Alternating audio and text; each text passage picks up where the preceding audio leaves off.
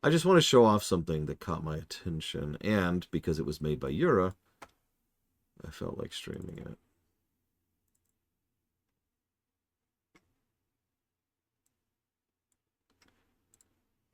You're going to have to give me a second to pull it up here. There we go.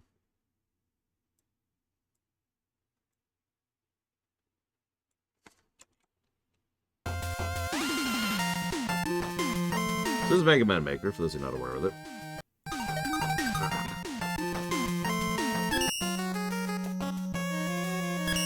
Gotta do some weird stuff here. So we're going to use an example level. Remind me of the name of it, Yura?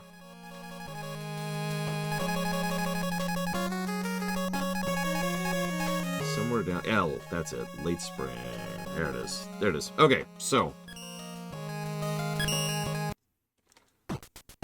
Of course, I'm going to play much worse than the last time I did this. Last time I only died the one time.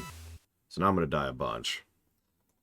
But the main reason I want to talk about this is, first of all, I want to give credit to the background and doodad design. Also, this is a great song choice for this. So the first thing we see is smart enemy usage. Did you catch that? It's an enemy with an arcing attack, and you only have your basic buster. You notice there's a lot of smart enemy usage here. Almost every single one of these enemies is placed in a way such that the easiest way to deal with them by far is to just wait a second and go for them like that. They also really like to use, and by they I mean she, Yura is a she likes to do area denial, like that right there. Here's another good example. See? If you were to paint the screen right now, you can also see exactly the areas that the enemy can attack. And so it's all about trying to find the window where you can attack where the enemy isn't attacking.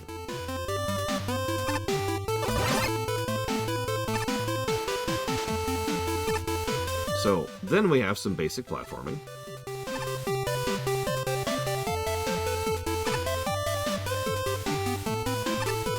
Mostly an avoidance puzzle.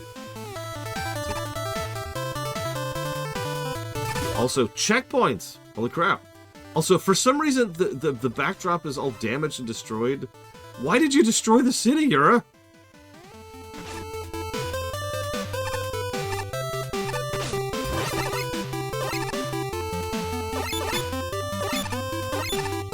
Notice the pattern of each of these enemies, too, by the way.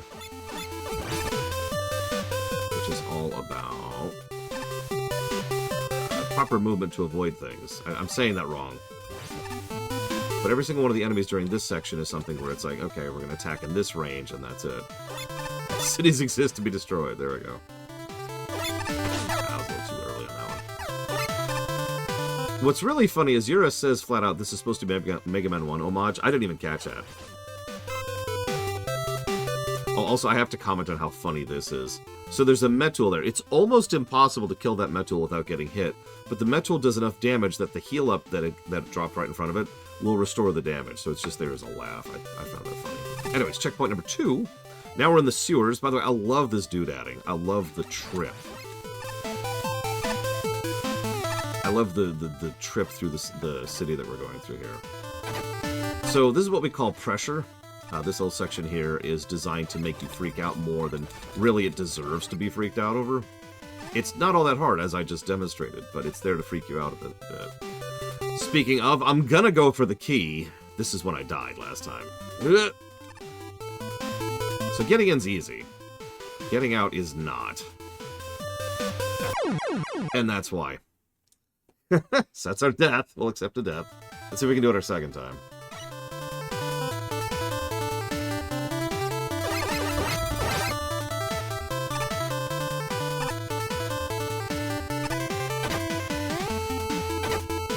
Also, a huge portion of this is substantially more difficult if you just run through without looking ahead. Do you dislike Mega Man? I knew it, Ross. I always knew you hated Joy. Okay, we're gonna go for it again, because it doesn't count. Way too early. I twitched. I literally twitched.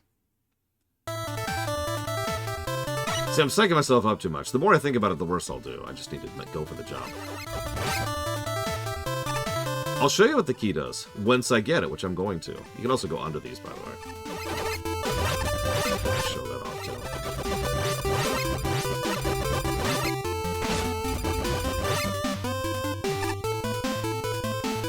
Respawns still suck. What? Disagree. Ooh, okay. I knew it. I knew it. This is what's gonna happen. I'm just gonna die over and over here trying to get this stupid key. You don't really need the key. The boss is actually pretty easy. Not that that helps with the boss at all.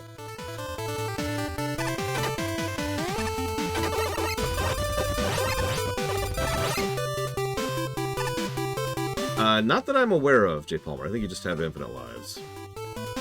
This is Mega Man Yura. I believe... God damn it. I believe it's technically an Astro Boy game. I might just skip the key. Yeah, I've actually poked at the level, because there was one part of the level I was really curious why she did it. And apparently it was because the way she laid out the level...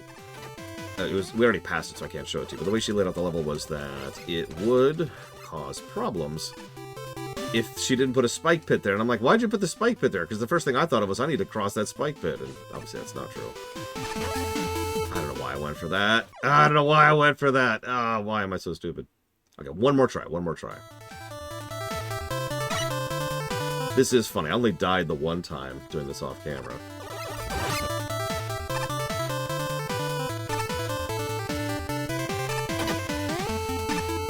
Muscle memory is a hell of a drug, okay?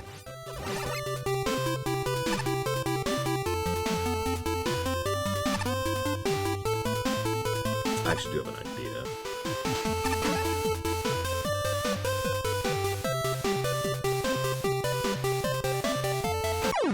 Really?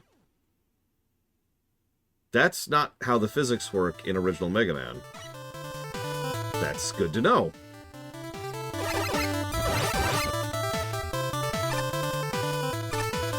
In original Mega Man, if you get it so that your foot is 1 pixel off the thing, you will do the arcing jump correctly.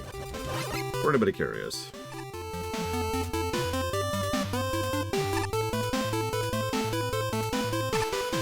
So anyways, moving on. And we have kind of a breather section here.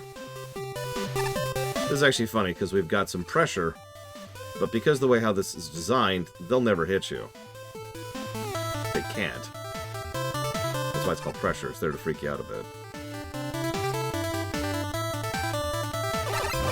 So, this got a laugh out of me. With basic weapons and nothing else, what I just did is essentially your only option for getting through here without taking damage. So, the first time I saw it, I realized what was required of me, and I just started laughing. It's like, oh, okay. Aw. Boss time. Wrong! Checkpoint time. So, Yura was talking about this. If you want to talk about this now, Yura, that'd be cool. It's apparently a victory lap concept, and I'm going to have to start looking at a few games with this in mind. So, most games in general, especially most platformers, put the hardest stuff at the end of the level. Now, there's a basic logic to that.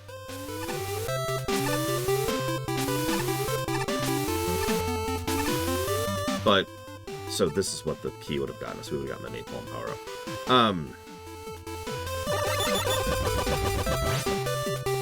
But yeah, the victory lap sequence is just a much easier sequence to kind of give you a breather before you get to the boss. By the way, this caught me. I'll give you that.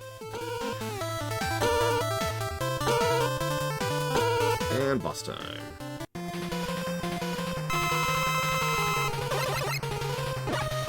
Fortunately, Flatman has an extremely basic pattern. Unfortunately, I just have the basic buster, so it's going to take some time.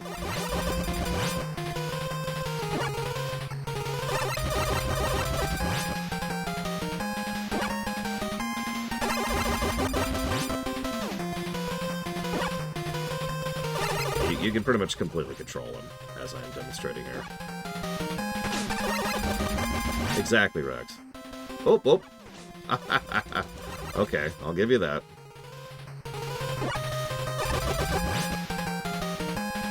Guess I'll try.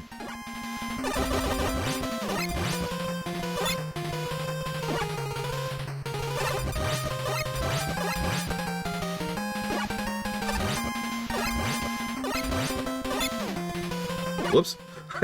I didn't know you could grab the ladder. That threw me. Oh, that threw me hard.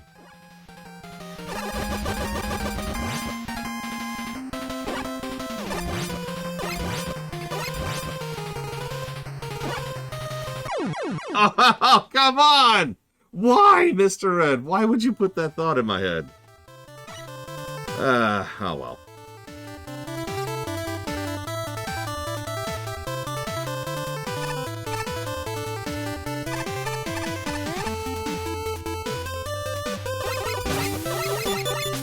And yes, I'm blaming Mr. Red for that, because I paused to think about it.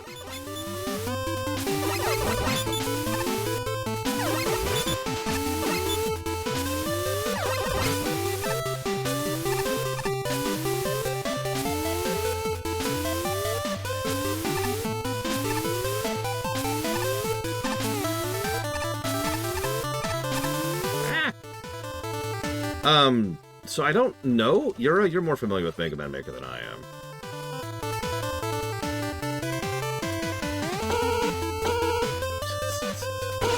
Ah!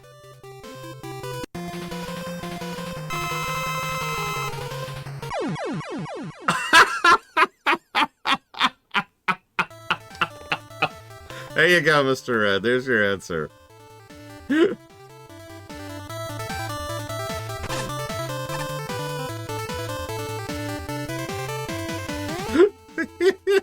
Oh god. I actually went above the ladder. Whoops. Mega Man's like, no, I can't deal with Plant Man. I can't do Plant Man. He's too rough. He's too rough, boss. No. Oh, that's funny.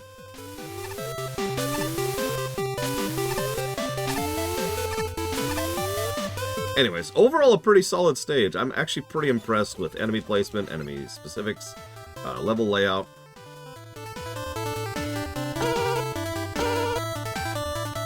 And of course the victory lap. Even the final boss isn't hard, despite the fact that I've died to him twice now.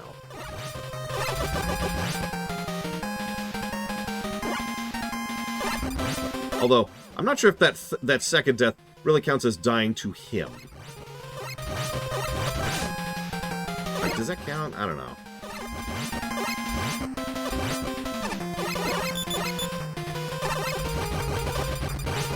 I don't think that counts. I think we'll count that as dying to Mr. Red. As it should. I keep getting greedy. Yeah, I'm afraid of this ladder now. It's just there, it's taunting me.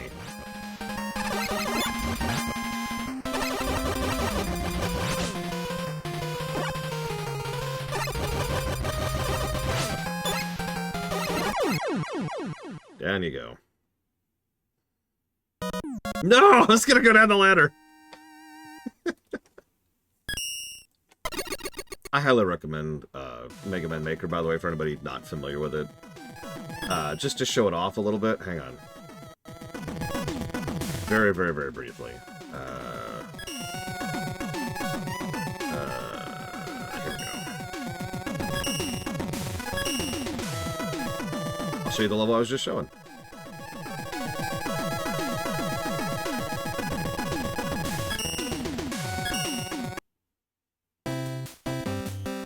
So, you can kind of see how it works, right? So there's your delineators. In other words, every time there's one of those lines, that's a scroll, right? So you can actually... I'm saying scroll wrong. You know what I mean, right? Like, the screen won't move forward until you hit that line, and then it'll go like this, right? Yeah, new room, new cell might be a better way to phrase that. And yeah, you could set all kinds of stuff. This is actually mouse control here. You can play stuff, there's pits, you can decide anything out of bounds is obviously death. I love the doodadding, by the way, Yura, I really do. Like, check this out, like this screen right here. Like, you got the pipes, you got the little construction lights going on, like, this is just cool. This is some good doodadding. Down into the machinery here. A little bit of Gravity Man stage. I kept noticing Mega Man 5 backgrounds, and I don't think that was really on purpose. It's just Mega Man 5 has really good sprite work in the background, so... I want to show off. There's your checkpoints, by the way. You can place those in fun locations. There's one other thing I want to show off. Here it is. This is the screen I was talking about. This is the one screen I was like, Yura, what are you doing with this? Because, like, if you look at this screen for a second, it's like, okay. But it looks like I can go to the right. In fact, my first immediate thought was I can go right or down. And I decided to go down and accidentally hit the checkpoint. I was like, okay, whatever. I'll ask her about that later. Apparently, you cannot make that jump. And the reason this is this way is because if not, then this would function as a scroll. And you just go down, I guess, into the rock. So she had to put the spikes here to prevent this. See, what I would have probably done is I would have probably had a wall here. Make it very clear that this is a nope. The problem is, that still kind of doesn't quite serve. In fact, what I might have done is I just put the bricks right here. No spikes, and then bricks right here. But then that feels like it's not using its space correctly. I don't know, it's a weird one. I get why you want it on the left, it's so you can do this stuff on the right. This is how designing these kind of levels work, you know? It's like, oh, now what? Because you have to think about the screen before, you have to think about the screen next, you have to think about the screen you're on. Anyways. Yeah, you could also put just like a power up, like a little health up, like right over here. And then like, maybe shrink this by, I think 1 square would make this a much more doable jump. Or maybe like 2 squares would make it a very easy jump. And yeah, you got your little not octo, I forget what those guys are called. The turret guy up there. So, boop, get power up, boop, come down. Something like that. Sewers, love the sewers. Also love how we got multiple. What is this from? Is this Mega Man 4's Toadman background? It looks like it. Because this is definitely Mega Man 5's Waveman background. I recognize this immediately. But I'm not sure about this, and I'm not super familiar with 4, so that might be why I don't recognize it. Although, surely there's a way I can just check, right? Hang on, is this it? No, is this it?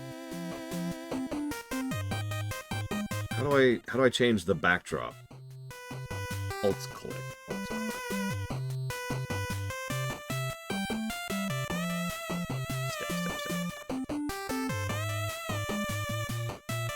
I don't want to copy. I want to know what it is. Oh, here we go. Let's just see if it's in Mega Man 4. I don't see it. So what is this? Aqua Battleground 3. Alt. I don't know what that's from. It doesn't say what it's from. Aqua Battleground 3. Aquaman's Mega Man 8.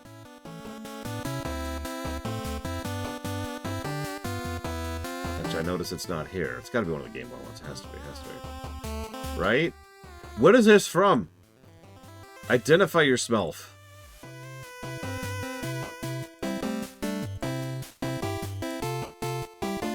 Oh, they're scrolling. Here we go. Okay, hang on. Still don't see the icon here.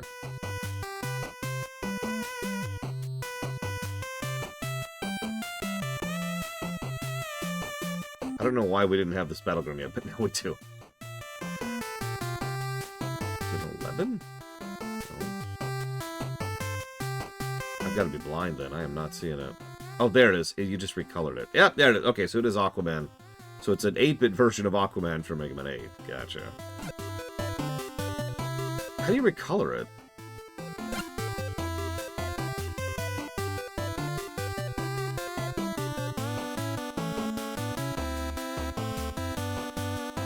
Where's... Oh, there it is. It's right there. I see it. Okay. Anyway, sorry. Moving on. So, more wave band. No, stop. Okay, whatever. There's that hell key. I love this freaking angle. You know what's funny is removing that one block or adding a block here, or adding a block here. Like 50 things would make this a really easy jump, but instead it's like, huh. Is the editor moddable? I have no idea. I just wanted to show this off, too. This is how you decide the arcs of the floating platforms, which is nice. And Yura very specifically put the... I don't actually know if you did this on purpose. I think you did. Very specifically put the missiles on the arc so they would never hit the player, like I showed off when I was actually going through the stage. And then up through the infrastructure. There we go. Frickin' napalm.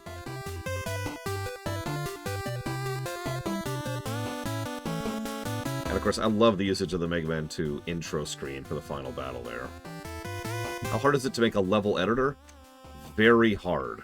So here's the deal. Most games have a level editor. I'm not sure. Yura, could you answer Rack's question, please? Most games have a level editor one way or another. It's the dev tools, right? But dev tools aren't designed for players. You know what I mean? If you've ever seen it, most dev tools are buggy, specific, nonsense messes, right? Like, they're insane.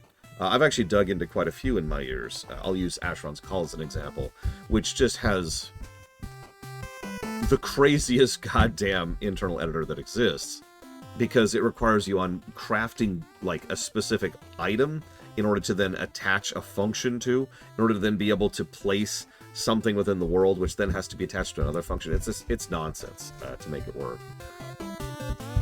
But what some developers will do is they'll make their level editor user-friendly, and they'll have something closer to this, or say what the Elder Scrolls does. And then that, as you said, Warcraft 3 is actually a good example of this, because most of the Warcraft 3 editor is what the devs themselves use to make the mission. Same thing with StarCraft 2, same thing with, again, most of the Elder Scrolls games. And they do that because not only do they then have something easier to use, but it's also easier to onboard new employees who join the company and want to get editing.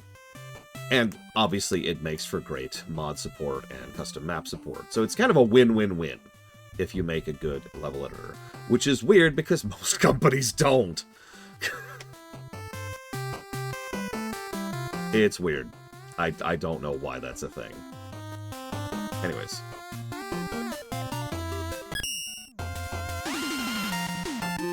I feel like I've heard of a Metroid maker. But first, thank you, Scott Kivar, as always, for the sub. I will jot that down. Give me a second here. Dragon Quest 4, Dragon Quest 5, Dragon Quest 6.